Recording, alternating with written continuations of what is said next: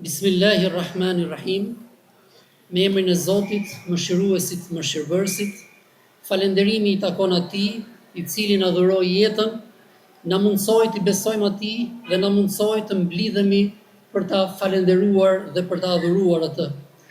Paqja dhe begatia e Zotit qoftë mbi profetin alayhis salam, mbi familjen e tij, mbi shokët e tij fisnik dhe mbi të gjithë ne dhe ju që ndjekim traditën e tij të bukur. Të dashur vëllezër dhe motra besimtare, sot është ditë gëzimi, është ditë falënderimi dhe ditë afrimi me Allahun e madhëruar.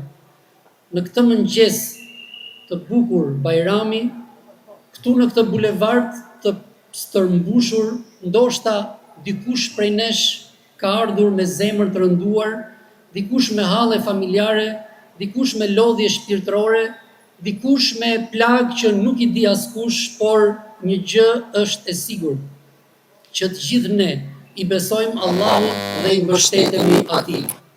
Ky besim na qetëson, na forcon dhe na motivon për të kapërcyer çdo vështirësi dhe çdo shprovë të jetës. Dhe pikërisht kjo është bukuria e Islamit. Prandaj sot nuk është festë vetëm e kurbanit, sot është festë e shpresës, e faljes dhe e mëshirës së Allahut.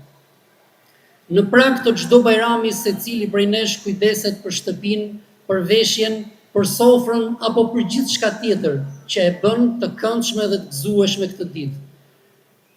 Por Islami na mëson se krahas tyre besimtari duhet të kujdeset edhe për pastërtinë e zemrës së tij. Prandaj Allahu thot: "O bijtë e Ademit, ju kemi dhënë veshje për të mbuluar trupin tuaj dhe për zbukurim, por veshja më e bukur është ajo e devotshmërisë." Sepse bukuria e vërtetë e njeriut nuk qëndron tek pamja e tij e jashtme, por tek shpirti dhe zemra e tij e pastër. Normalisht që kur bën Bajrami na rikthen tek historia e Ibrahimit dhe Ismailit. Në fakt, kjo nuk është thjesht histori e një kurbani, është histori besimi, bindje dhe sakrifice. Është histori dashurie për Allahun e madhëruar. Në kuptimin figurativ të fjalës, secili prej nesh ka për të bërë së paku një kurban në jetën e tij. Dikush duhet bëjë kurban egoizmin, dikush materializmin e theksuar, dikush krenarinë dhe mendjematësinë, dikush tjetër urrëtitjen e mllefin, dikush padrejtësinë e dikush mëkatin që e ka rënduar dhe lodhur për tërë jetën e tij. Sepse thelbi i kurbanit nuk është vetëm sakrifica e jashtme, por mbi të gjitha pastrimi i shpirtit dhe afrimi i tij me Allahun.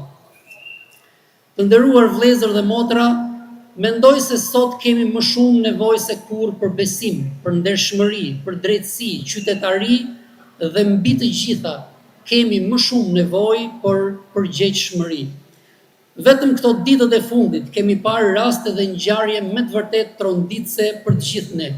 Kemi parë raste vetvrasjesh, kemi parë raste aksidentesh automobilistike, fëmijë që aksidentohen duke shkuar në shkollë e të tjerë që goditen duke luajtur në bulevard.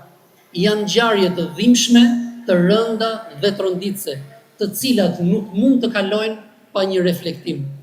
Të gjitha këto tregojnë se ne kemi nevojë më shumë për përgjegjshmëri.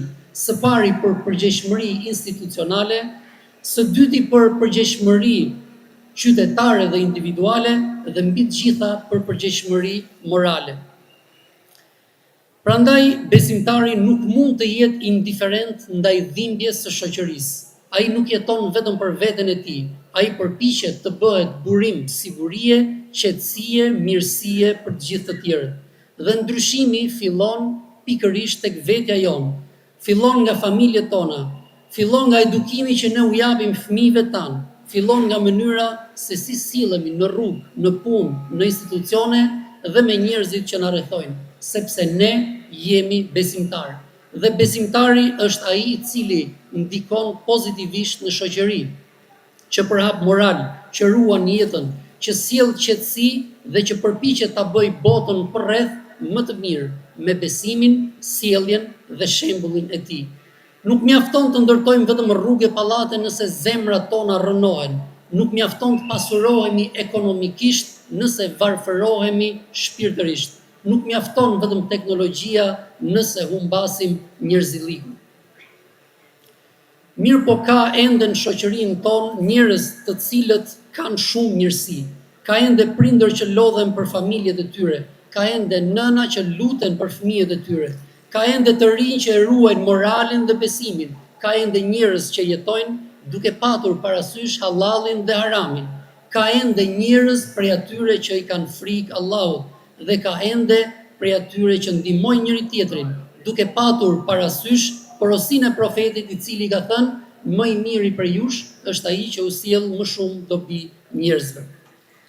Vëllezër dhe motra të nderuara, Zoti i gjithësisë ka zgjedhur që sot të jetë gëzim për të gjithë besimtarët. Dhe siç dihet, kur gëzimi ndahet me të tjerët, ai shtohet.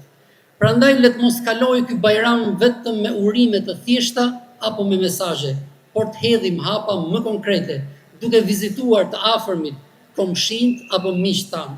Njëkohësisht të lutemi për njëri tjetrin që Allahu të na i pranojë kurbanet, të na i shtojë të mirat dhe të na i pastrojë zemrat. Ta lusim atë të ua pranoj adhurimet haxhilerëve dhe të gjithë atyre që ndodhen në ato vendet bekuara. Ta lusim atë që të na ruaj fëmijët tanë nga çdo e keqe, të na udhëzojë ato në rrugë të drejtë dhe rrugë të mbar. Allahu na forcoft në rrugën e tij dhe gëzuar festën e Kurban Bayram.